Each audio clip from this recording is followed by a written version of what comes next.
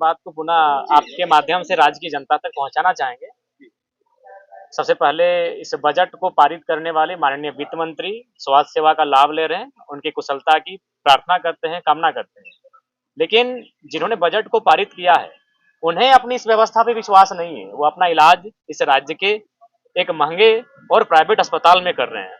उनके अलावा इसी राज्य की सरकार पक्ष के यानी जेएमएम पार्टी की राज्यसभा सांसद उनके विश्वास की कामना करते हैं। महुआ जी भी अपना इलाज उसी अस्पताल में कर रही हैं। कुछ दिन पहले दिसम गुरु शिबू सोरेन उनके दीर्घायु की कामना करते हैं। वह विशेष सेवा से दिल्ली गए थे इलाज करने के लिए।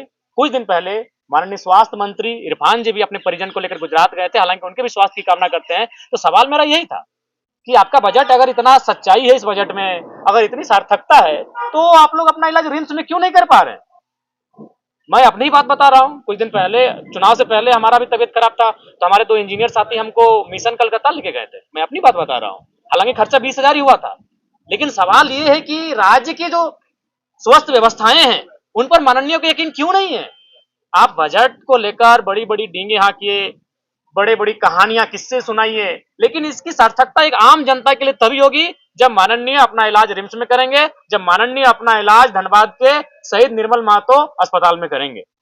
इसलिए मैंने कहा कि आपको अगर छींक भी आती है तो आप हैदराबाद पहुंच जाते हैं, आपको अगर सर भी में खुजली होती है तो आप बेलोर पहुंच जाते हैं। और आम जनमानस की सच्चाई भी है, अगर आम व्यक्ति अगर आप गांव में जाएंगे तो अगर उसकी आयु 50 साल से ज्यादा है तो कुछ कुछ आदमी यहां तक कहते हैं कि भाई अगर मरिए जाते तो ठीक होते हैं, जो पैसा खर्चा कर रहे हैं इलाज में, इससे बेटी का ब्याह कर लेते हैं या बेटवा को कहीं बिजनेस में सेट कर देते हैं।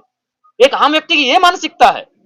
यानी आज जो प्राइवेटाइजेशन का जो मनमानी हो रहा है शिक्षा और स्वास्थ्य के क्षेत्र में, अगर इसको नियंत्रण में नहीं लाया जाएगा पत्रकार महोदय, तो आप सबों के बीच में कहना चाहूंगा, आज से 20 साल बाद आप देखिएगा कि एक गरीब आदमी दरिद्र हो जाएगा।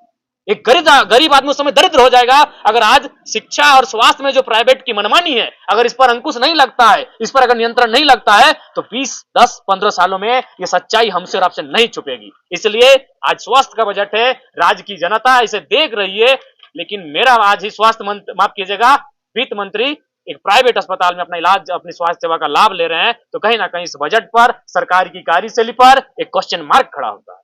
सवाल यह है विधायक जी कि आप स्वास्थ्य व्यवस्थाओं को लेकर कह रहे थे, राज्य सरकार तो स्वास्थ्य बीमा बांट रही है, 15-15 लाख रुपए का जो है ढिंडोरा पीट रही है। देखिए मैंने वही कहा ना कि वो हाथी के दांत खाने के अलग होते हैं, दिखाने के अलग होते हैं। अभी देखिए बोकारो जिला में चले जाइए, 5 महीने से वेतन नहीं मिला है।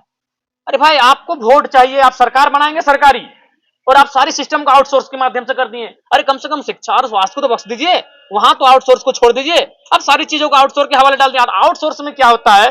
सबसे पहला बात तो आप सर्च कर लीजिएगा, एक भी कंपनी इस राज्य की आउटसोर्सिंग जो एजेंसी है इस राज्य की नहीं है। वो सबसे पहले जिनकी नियुक्ति करती है उनसे मोटा पैसा वसूलती है, और 3, 4 साल, 5 साल उनके सेवा लेने का कार्य होता है, और फिर अचानक उन्हें बैठा दिया जाता है, नई एजेंसी वहां डिप्यूट होती है।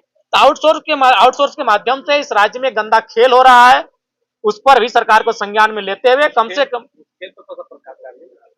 देखिए, उसमें अभी जैसे कि आप किसी भी सेक्टर में चले जाएं, चाहे वो शिक्षा का है, स्वास्थ्य का है, एजेंसियों के माध्यम से वहां कार्य लिया जाता है। जैसे कि आप अगर मान के चले कोई भी पद में या फिर कोई कार्य करना चाहते हैं, सेवा देना चाहते हैं, तो आपको नहीं करने से भी तो अनुमान 3 लाख 4 लाख रुपया जो आउटसोर्सिंग एजेंसी है वो आपसे लेती है।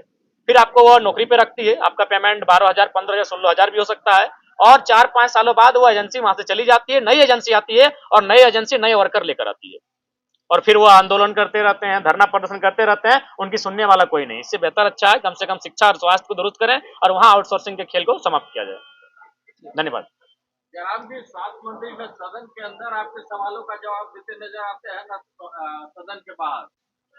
देखिए, जबकि आज तो सवाल मेरा बहुत ही सरल था। मैंने बस इतना ही कहा कि जो आपका जो समर्थन मूल्य है किसानों के लिए, उस समर्थन मूल्य में सुनने में आया है कि आप किस्तों में उनको पैसा देते हैं, और साथ ही साथ पैसा देने में विलंब भी होता है। तो जो विलंब होता है, क्या उसका ब्याज सहित आप देंगे या फिर एक किस्त में आप देंगे? तो मंत्री महोदय, सरलता पूर्वक मेरा एकदम सीधा सवाल था, लेकिन वो जवाब ना देकर माननीय मुख्यमंत्री को खड़ा होना पड़ता है उस सवाल का उत्तर देने के लिए। तो क्या परिस्थितियां हैं, स्थितियां क्या हैं, ये आपसे छुपा नहीं है। और एक सवाल है इसमें था आपका गृह विभाग का वैकेंसी को लेकर था। इससे पूर्व का जो वित्तीय वर्ष था 2022 या 23 का था, उसमें लगभग 1,40,000 के आसपास सिपाहियों की मतलब बहाली लेने की के लिए वित्तीय बजट में वो प्रस्ताव था, और अभी वो घटकर 1 लाख के आसपास होगा, यानी 40,000 कम हो रहा है। जबकि अगर राज्य की संख्या बढ़ रही है, राज्य की आबादी बढ़ रही है, युवाओं की संख्या बढ़ रही है, और युवा जो होता है वो पहली प्राथमिकता झारखंड जैसे राज्य में, चूंकि गुरु जी भी कहते थे पेड़ चढ़ो उतरो और पुलिस की नौकरी ले लो, तो इस राज्य के युवा आज भी पुलिस की जो नौकरी है उसको एक लक्ष्य मानते हैं, और आप सीधे 40,000 घटा दिए जबकि आबादी बढ़ रही है, तो उस पर भी कहीं ना कहीं हमें लगता है सरकार की मंशा साफ नहीं है। और हमारे गाँव में तो आज भी एक कहावत है कि गाँव में गिदर दुए चीजें टका कमेबे, टणिया दौड़ के, ना तो मटिया कोड़ के। तो टणिया दौड़ के उसका मतलब यही है, दौड़ के मतलब ग्राउंड में दौड़ के, खेत में दौड़ के पुलिस की नौकरी, तो उसमें भी कटौती की जा रही है, जो कि मेरे हिसाब से कतई उचित नहीं है। धन्यवाद आप सभी का।